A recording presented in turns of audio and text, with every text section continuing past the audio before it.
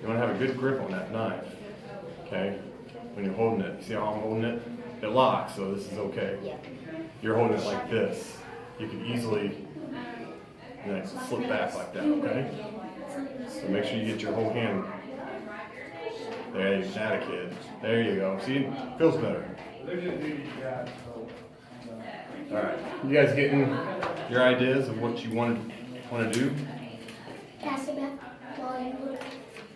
Taking off a little too much. If you have to, if you're doing that motion where it's doing like that, and you're going for a little too much.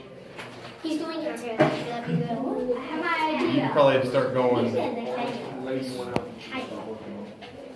Switch your hands, left hand, like this, and start going this way. Okay?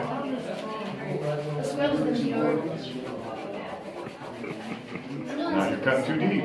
Cut off the top.